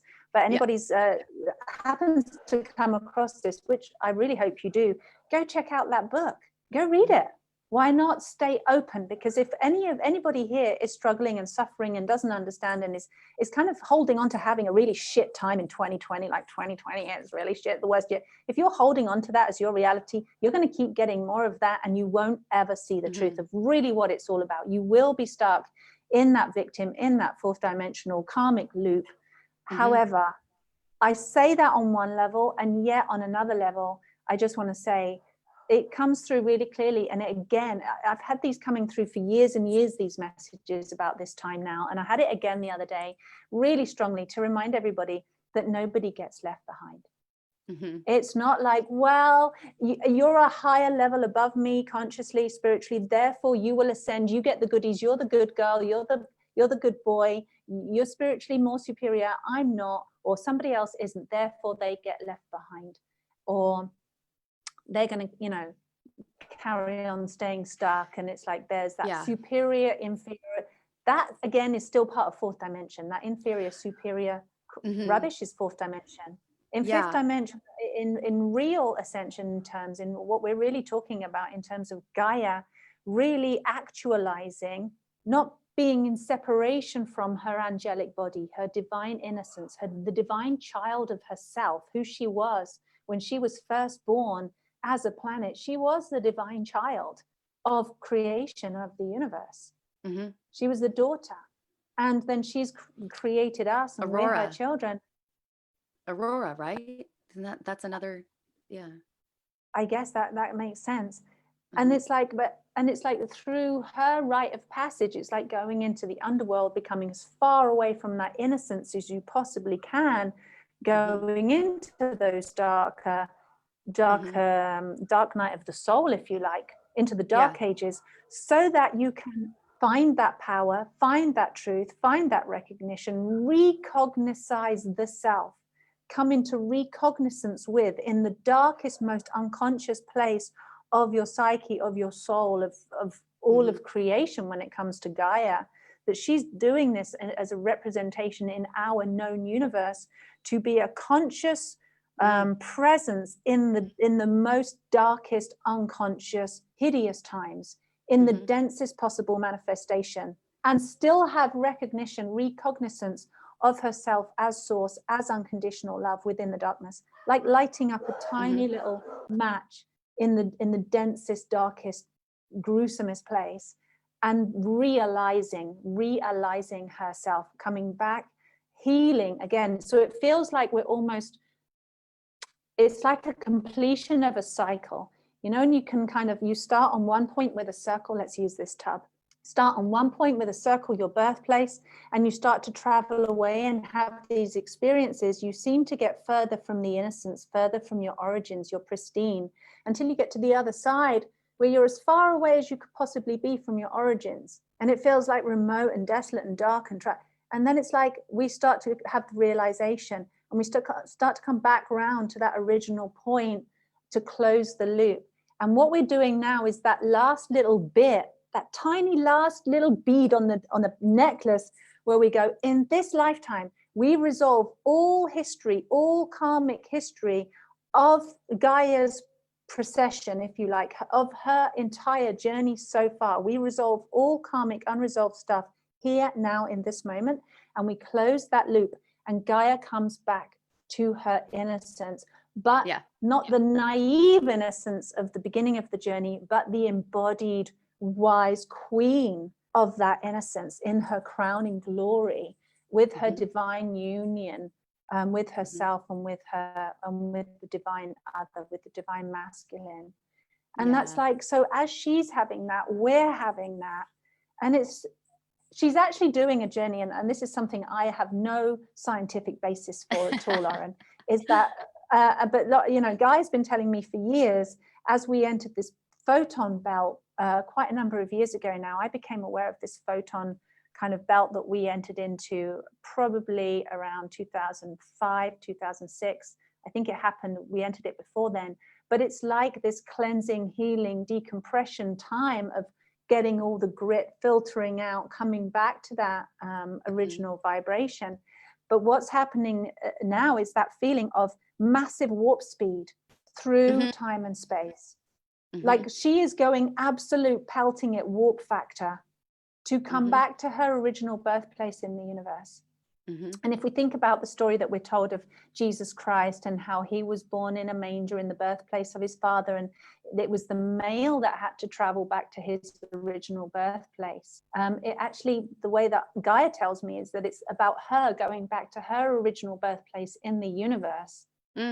Which point and she has to return to that point to complete her cycle for her soul cycle, her life cycle for this. And so that we can have that next level, moving up into the next uncharted territory of what it looks like to be a human being in fifth density, in our light body, in our realized state, in our unconditional love state. And we're making that loop, almost like completing the loop and then going up to the next layer of the spiral, if you like. That's the ascension. That's that kind of warp factor. And what's getting me, I'm sorry, I'm going off on one again, but what's getting me is that then we have the same people that have been touting about the C virus and all of this so-called, pandemic, talking about the warp speed solution to give everybody the injection that's going to magically cure everybody, except it really doesn't. And it's what another, it's like, it's like hijack after hijack. Oh, yeah. Yeah. And there's still like, I've seen stuff where they're like, yeah, well, no, so the symbolism, let me grab something bigger real quick. Ben saying, ahoy, thanks, Ben. Are you hearing this, guys? What do you think? I mean, I have no scientific basis for that. I don't know how fast Gaia is traveling through the universe. We're still in the Andromeda galaxy. We're aligning with the galactic central sun. I don't know how it all fits together. I just hear her telling me that. And to me, it's like, it's completely real. I feel it in my entire body. If anybody's got more to say on that, please share. This is so funny. I forgot I drew this. So I drew this on November 9th. And then in the last 2 weeks, it came in more clearly that, and this is exactly what I was going to draw. So this is the sun, right? And because usually the sine wave of civilization of like, this is Atlantis and the peak, and then it fell, and then we got the Middle Ages, and then now we're basically here, the 2012, 2020 area. I was like, the sine wave is vertical, time is vertical. And so like, right, like everything keeps fine. So with you, so then this makes me wonder, like, then what's our predominant DNA species of like how we interpret this? Because for me, with what's behind your head, let me show you really quick. So if this is sun, right, 12 dimension, right, we're getting all that information. And the sun is your mind, the signal. And the moon, transmitter of the light codes. Yeah. And so then if the moon is the heart, because right, it's micro and macro, the thought sends the signal, the heart attracts it to you, the body vibration attracts it to you. So then if that's the divine union, and then here is, so you make it big, here's time, right? And then behind your head, so this is how I have it in my head. And then I don't know how I got to it, but I got to it on Pinterest where I actually saw it. It's that staff that Horus has. So what I see, those wings that are behind you, I see that here, so like here is Atlantis, right? And then in shadow, all the way over here is the Middle Ages. And now we've swooped back around, and then now we're here. So I'm seeing it as that. And I feel like for me, being empathetic, the overwhelming sensation of feeling my sad emotions, if I can look at it as just simply light or shadow, then I can interpret my trauma and heal myself without being overwhelmed by it. Because like yesterday, when I saw myself as an 8-year-old, I was crying. And I cried to my acupuncturist, I cried to my mom, and I just felt so sad for my 8-year-old self. And so I'm like, wow, like if I lived my whole life remembering these memories, I wouldn't function. So for me, seeing it as just light or shadow makes sense.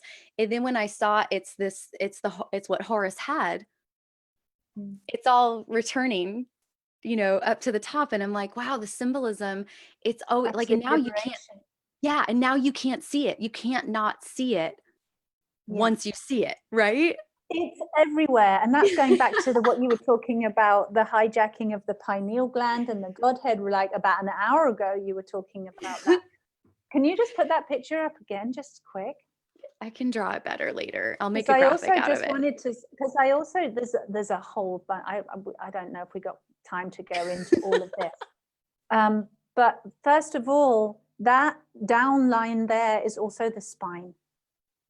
And this is our divine DNA. masculine, our DNA, or the helix of the DNA, but it's the masculine and the feminine, the mother and the father, that's rooted, down from in our bodies from the female, it will be from your ovaries.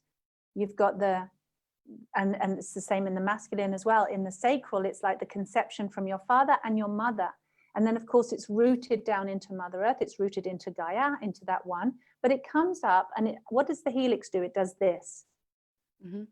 Okay, which is what that kind of looks like as well when you do it from a different angle, when you draw it from a different angle. And it's essentially those divine masculines and feminines coming up in frequency, coming up in from original source of creation up through to be able to feel, to be able to have realized the self and self-will and divine will.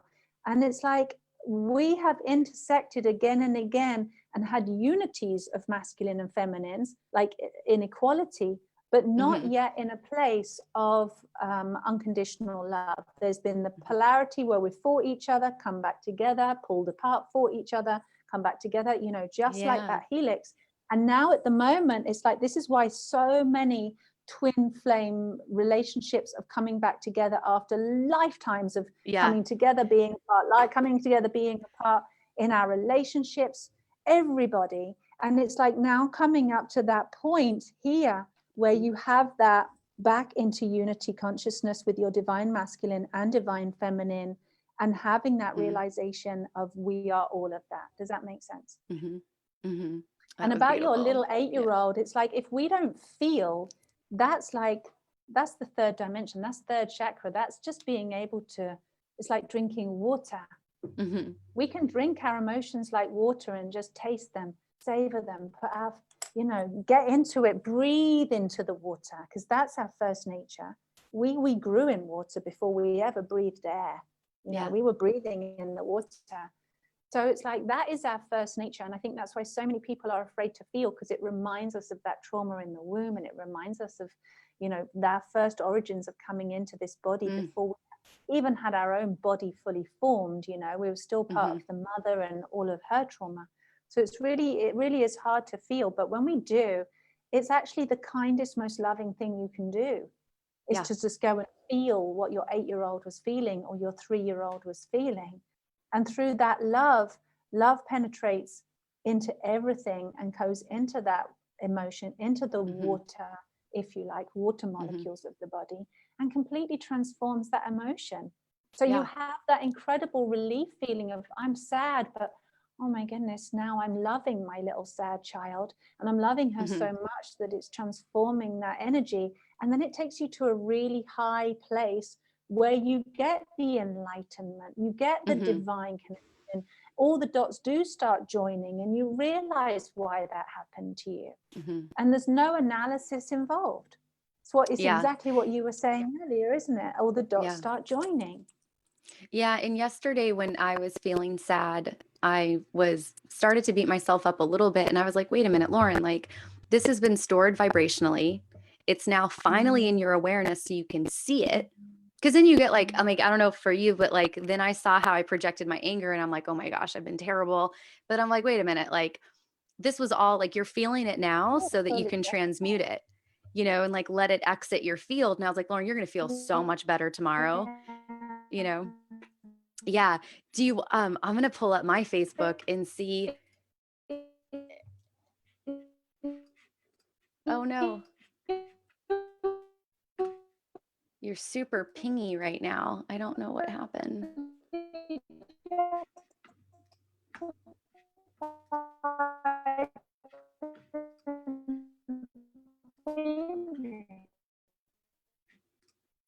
Oh, hello. Oh my goodness. I feel like, oh, Hi. Also, we're allowed to Oh no, I can't hear you. It's all broken. see.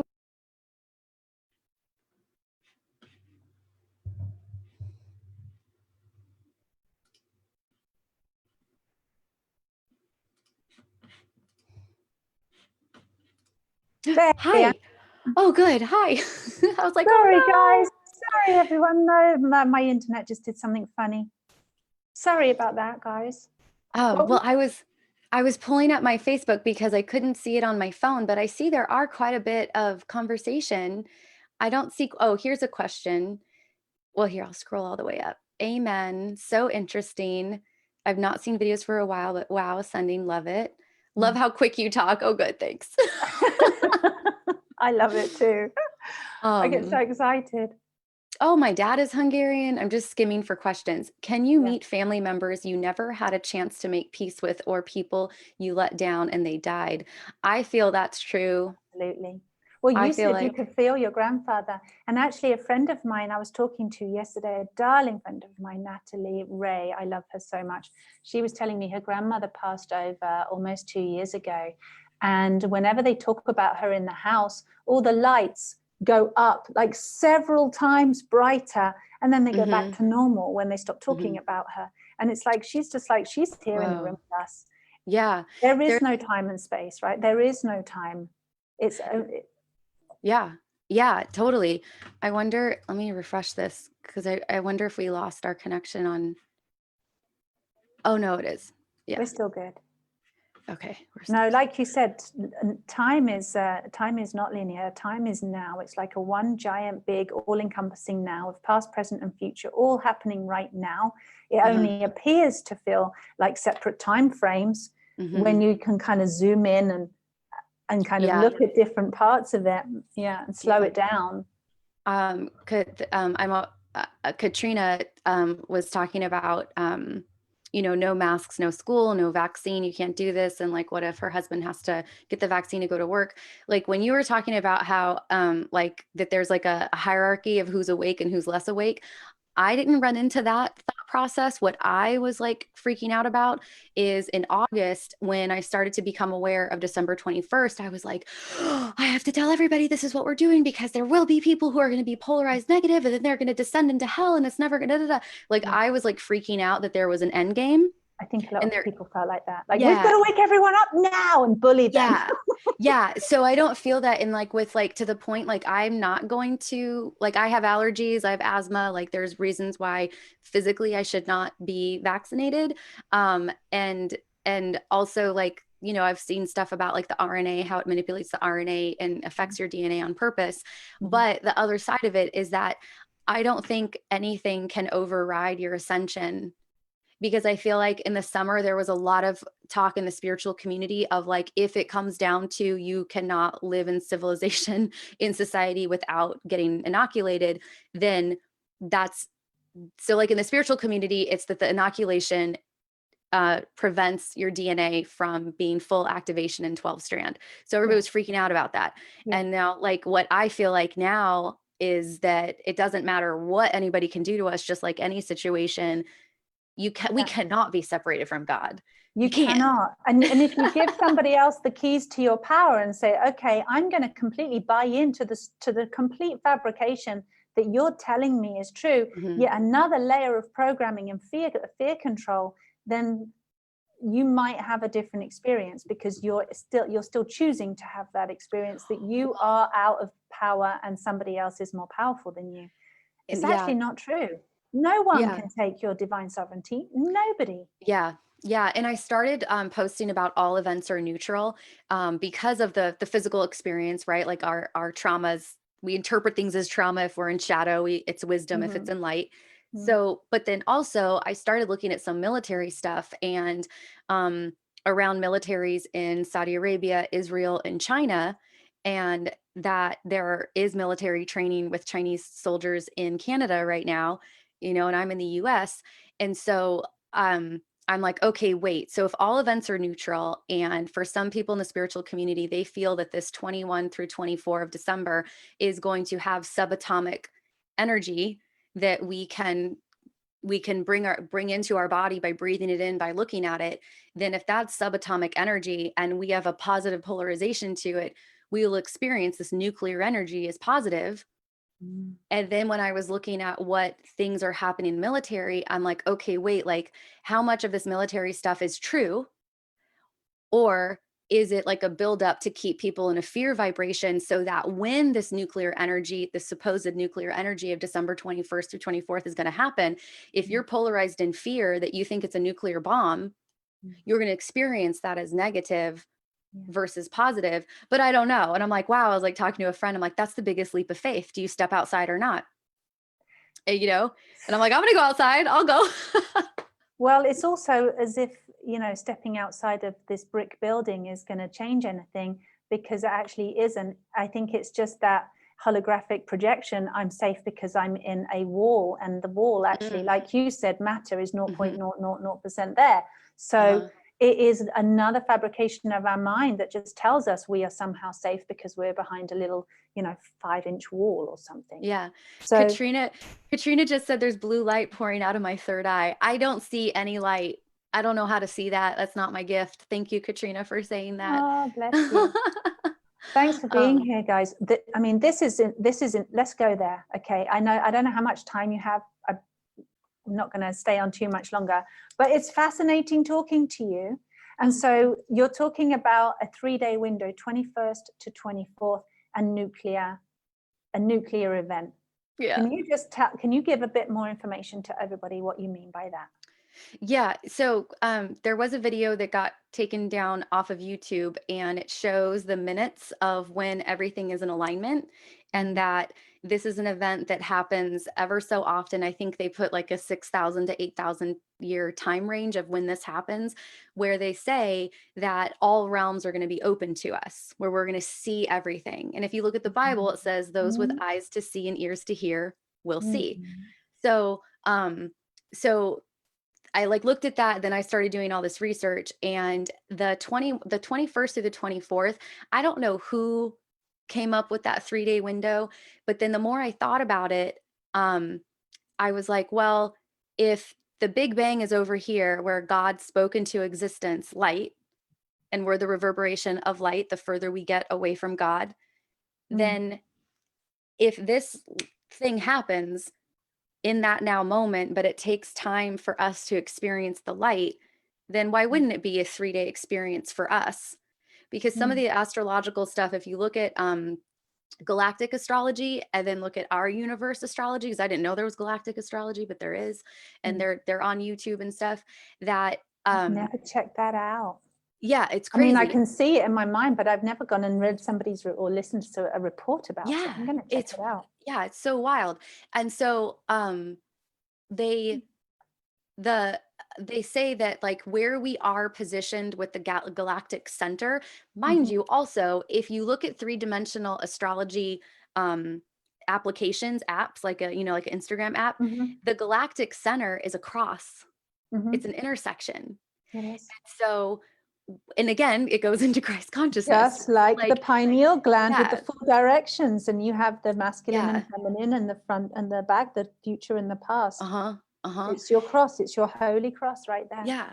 Yeah. So like with this event, that I was like, I looked at the Facebook comments and got distracted for a second. Yeah. So what it is that like from an astrological, cosmic, non-spiritual perspective, it's that where our sun is in relation to the galactic center makes it so that it seems to us that the sun doesn't rise or fall for 3 days. That's what it was. That's how it got to the 3-day window in that perspective. And then I just started thinking about it as time reverberation. I'm like, oh, of course it would take 3 days to experience this with how far we are. And how long it takes light to travel. Yeah. And then it goes back into like Jesus stuff. Like Jesus, you know, like I'm always telling, like, he's not going to float down on clouds, you guys. Like it's the Christ consciousness. He embodied it. And so I'm like, well, all these, we've been told it's 3 days. We already were told. I got told it was 3 days back in 2011, and I started writing blogs about it, saying it was going to happen around solstice 2012, and then it didn't happen. And I was just like, how can that not be true? Because everything else, like I said, had been validated. I'd learned to trust myself. And then when I was saying, you know, I literally saw these things coming. And then I'm like, it didn't happen. And I really doubted myself at that point. I was like, I must be losing it. Or my sense of timing is just completely off. So when I heard people starting to talk again about it being, because I've got my own kind of sensory relationship with this kind of portal, if you like. It is that moment of quantum shift, quantum awakening, quantum actualization into the light body. And there is that relationship between Gaia and the central sun, and that kind of reunion. It's almost like having a big bang moment again of like, way, here we are, we're back together. It's really beautiful. And Jen McCarthy, who's watching this as well, she does a lot of work with the twin flames and reuniting of the twin flames, and how important it's been for loads of twin flames to reunite coming up to this portal as well. But I'm digressing. But essentially that 3-day part, I was just like, when I started hearing people talking about that again, some people have said 10 days, some people have said 6 days. They're calling it solar flashes. They're going to be calling it cyber attacks. They're going to be calling it all number of things. It could be, you know, weapons from China that it gets labeled as out in the mainstream media. But but for me, it is 3 days, and it's like it has to be. It has to be. Yeah. And there's a video on YouTube that was a couple years ago, and it has English voiceover, because it's like with the German astrologers and non-English speaking people, physicists, astrophysicists, and they're talking about how this is going to be electrical in our mind, though. So civilization is going to shift, but it is going to be a level of consciousness. Yeah.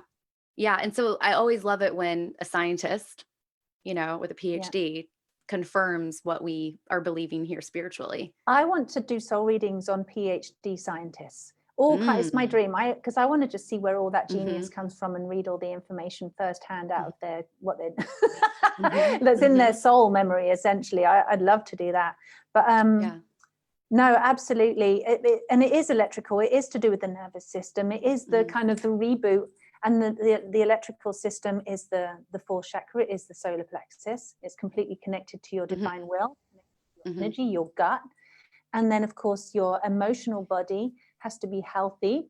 And when you have a clear, healthy emotional body, and that water's clear, and you put an electrical charge through it, it's going to have a powerful effect, rather than if you've got loads of a kind of emotional junk sitting in your waters and in your subconscious. All of those particles are going to be supercharged, you know. It's like, it's going to be like putting a toaster in the bath for some people. So prepare, like essentially what I'm saying is prepare your nervous system, strengthen your nervous system, take lots of deep breaths and rest. Like the more stressed we get, the more painful it's going to be. It's like going against the pain of birth. It makes it become more stressful, more painful, and then you need medical interception. Whereas if you just relax, like everyone really seriously relax, there's nothing for you to do. Breathe, feel, soften, get in touch with your body, get in touch with your nervous system, like you were sharing earlier, feeling the golden energy of your nervous system. Visualize it, look at pictures. That's your illumination for your physical density. It is going to like reboot your entire system, like bringing you into a different experience of being human. Yeah. Well, oh my gosh, like I want to talk to you more, but I know it's time to wrap up. I need dinner. Like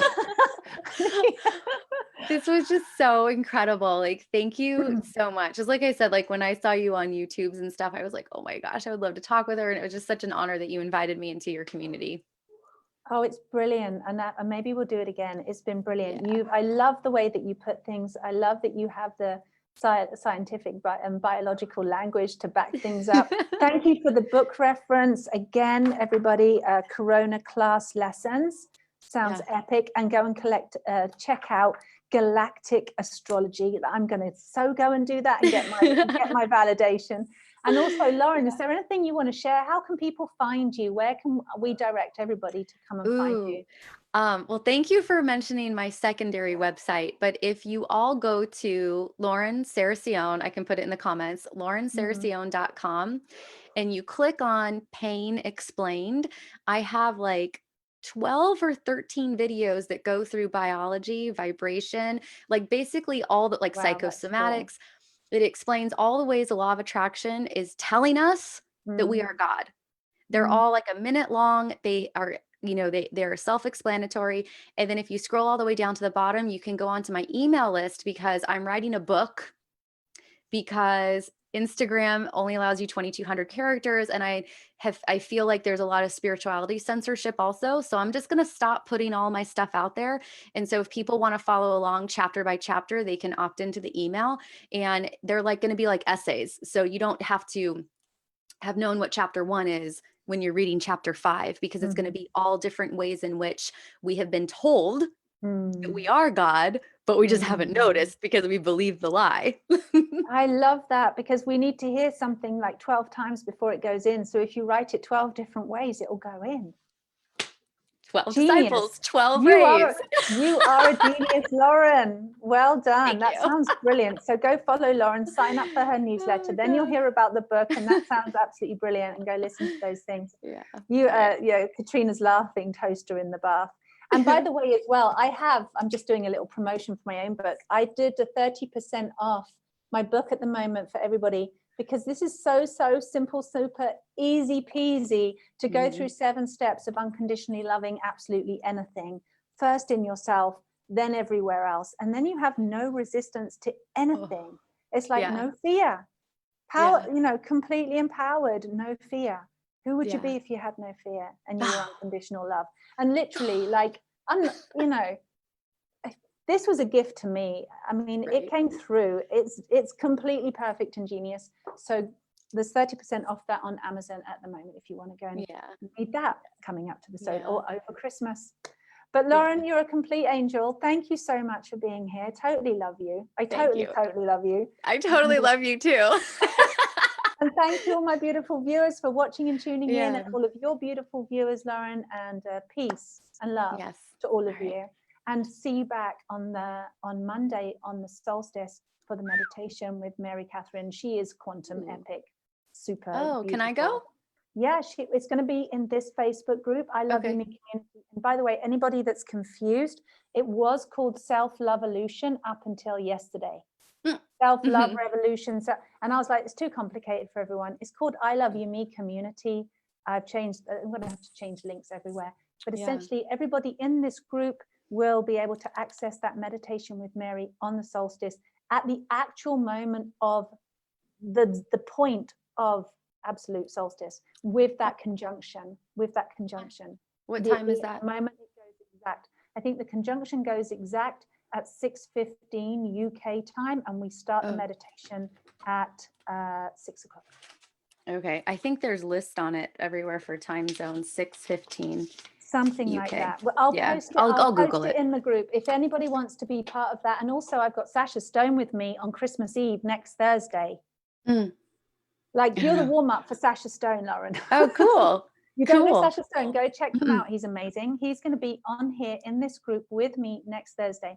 So any of you Okay. want to come and be on a live with me and Sasha and join in and hang out, join this group, share this group, and we're just going to rock. We're going to rock solstice, and we're going to rock Christmas Eve. It's going to Yeah. be brilliant. Yeah. I'll be with Laura Eisenhower on the 21st. I love Laura. We've done Yeah. roundtables together. Oh my Yeah. God. Yeah. I'm I need to get excited. in touch with her. I need to get in touch Yeah. with her. Yeah. Okay. Wow. My dogs. Okay. Loads of Bye. love. Thank you, Bye, everyone. everybody. Take care.